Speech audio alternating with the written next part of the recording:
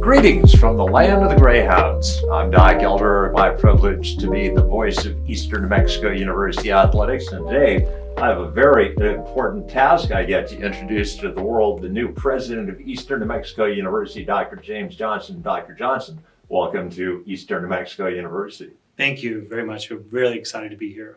Well, first question, where are you from and what was the process that got you to this sumptuous office at Eastern New Mexico University? Sure. Looking geographically, when I started visiting about this position, I was born about 100 miles east of here in a little town, Slayton, in Texas. I lived and spent my career around the state of Texas and ended up in higher education.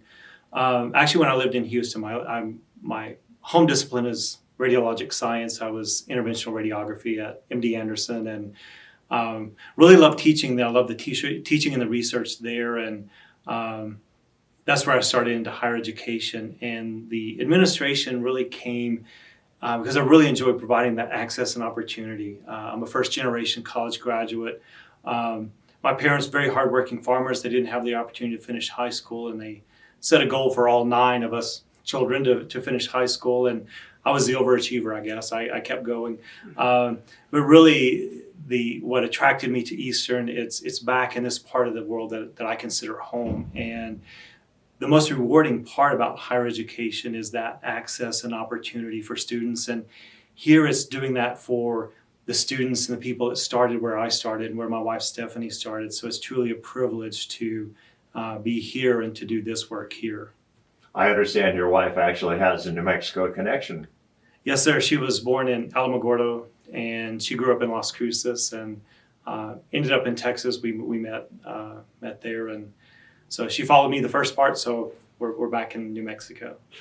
Well, obviously, getting a job like this is a two-way street. First of all, you have to convince the powers that be that you're the right person for the job. But the university has to offer you something that makes you intrigued enough to take the position. So what was the process like? What was the big selling point that you think you bring to the table? And what was the big selling point of Eastern? I think for my side, my exploration of the opportunity, and I said this in many venues and throughout the application process, I truly have to believe in the mission of the university, the people that work here, the work that's being done. And, again, that's one of the exciting things. The other part is if you have something to give back, if there's what you have in your skill set that would add to all the great things that are happening here at Eastern and across the system. And I felt like the work that I do, I really enjoy this, being creative, being innovative in how we deliver higher education, how we connect with our students, and providing that university experience. So I felt like I brought that to the table. And I think through the interview process, what I heard in the questions that were presented to me from faculty, staff, students, community, of course the regents, we're looking for that innovation, that opportunity to really grow as a system. And I think what we see together is, as a system, we can be that academic or that educational resource throughout a student's life. I was one of those. I went to school, I completed an associate degree, and then I needed more education a little later in my career, and so on all the way through to a PhD. And I really want Eastern to be that educational resource that the people in this region turn to each time they need that next step or retooling or planning for that next part of their career. In higher education, we have an acronym called SWOT, which stands Strengths, Weaknesses, Opportunities, and Threats. And so if you had to say the biggest strength that you see just in your limited exposure to Eastern so far, what do you think the greatest strength of Eastern is? I think it's the heart of any university, and it's the people. And that struck me visiting campus and each stage of the interview. Everyone I encountered were so committed to the university, to the work that's being done here. And as I said, I have to believe that too. I have to believe in that work. And that greatest strength is what you would hope to find in a university, in a college setting, and that's its people. And there's a great group here. I can't wait to begin that work. I won't talk about weaknesses. I'd like to think we're bulletproof and everything like that. But if you had to say there was one thing that you hope to accomplish, I mean, obviously you're standing on the shoulders of some individuals that were excellent presidents prior to you. But what do you hope to bring? What would you like to see during your tenure as the president? I think, thinking back to, if I'm, retired 12 years from now and looking back at what, we saw the opportunity here to grow the programs, the offerings, make that seamless communication across the system, being that educational, the career preparation resource for this region, and also being that great community partner. It's not every day you can have a university in your town, and it should be that great economic driver and that partner in the community. So I think seeing all the things that we can do, and there's great work here, and again, not that I wouldn't take on a challenge, but there's already so much happening here, and I can see where we can go next. And I think sitting back at the end of all this and retirement, looking back and saying, remember all those things that we saw, and look at all we've accomplished to go. But it's more than growth in the numbers and enrollment growth. Of course, you want that, but that growth in importance of a university and a system in this part of the state and this part of the country. Obviously, every president is going to have a different answer to this question, but if you had to establish a mathematical balance between students that are online, distance students that can't come to Port Townsend, New Mexico and actually experience the education firsthand, and the amount of students that we have on campus, what is the mathematical breakdown, or are you going to have to kind of feel your way through that? Yeah, it doesn't have to be an either or. There are, and the research bears this out, there are so many students that still need that in-person experience. And it is the richest learning experience in higher education that we can provide. It's expensive, it's an investment. It's also one of the most expensive ways to deliver higher education. But it's important, and you can see it's stood that test of time.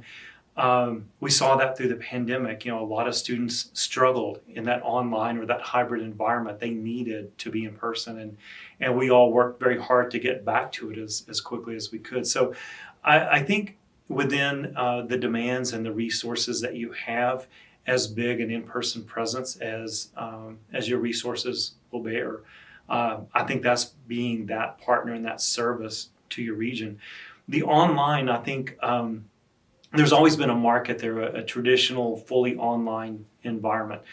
You can compete in that market if you have particular programs that lend themselves well.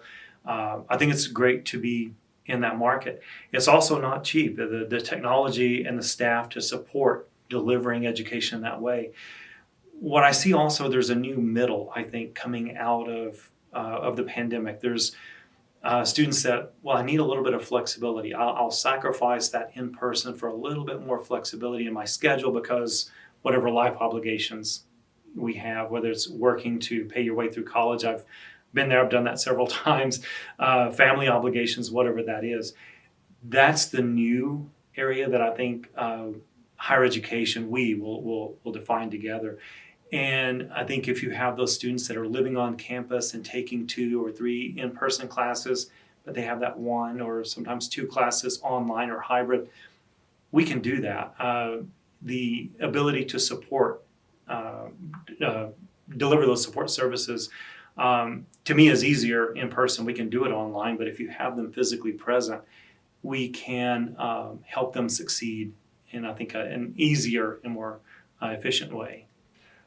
Obviously, we'd like to think that people would come to Eastern anyway, but going to school at Eastern New Mexico University makes fiscal sense, especially for individuals from the state of New Mexico, because there are a couple of things that the state of New Mexico and Eastern offer that's going to make it significantly cheaper to go to school here. Mm-hmm. Yeah, and it's, you have the financial support and the resources, and some of the scholarships, particularly in New Mexico, you can choose, any place, wherever you want to go. What I think we have as a great asset here is our commitment to student success. And, we get you here on campus or enrolled in classes. We're committed to meeting you halfway. We will see you walk across that stage.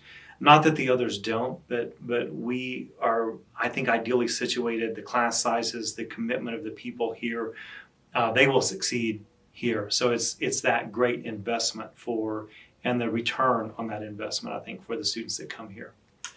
We obviously could talk at great length, but we want to make this concise, so I'm going to finish up with a question. How do you define student life in your vision for Eastern New Mexico University? What does student life entail? There's such a rich array of experiences in a traditional in-person on-campus higher college education. You're connecting, you're learning in the classroom, but you have faculty that engage with you outside the classroom. You have staff that are committed to your success.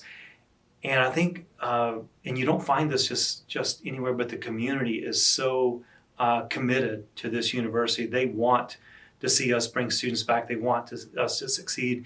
And that's a great asset and a great partner. The education doesn't just happen on campus. The internship opportunities or service learning, even working off campus, being a part of a community like this, seeing that family, neighborly, supportive environment around them as they learn. I like bringing them here, and I always say I don't want to export them. I'm in the business of bringing them. I would love to keep some of the great talent we attract here locally and in this region. So that's what I see in that experience for the students at Eastern. Well, Dr. Johnston, you are going to be hitting the ground running January 3rd, your first day on the job? Yes. I think it was actually when I was announced, but no, that's to be expected. No, I'm really excited about the work, and I asked to really engage in as much as I can in preparation and leading up, so we do hit that ground running on January 3rd. Well, congratulations on getting this position. Wish you the best of luck, and I certainly look forward to working with you going forward. Thank you. I appreciate it, and we are very excited to be here.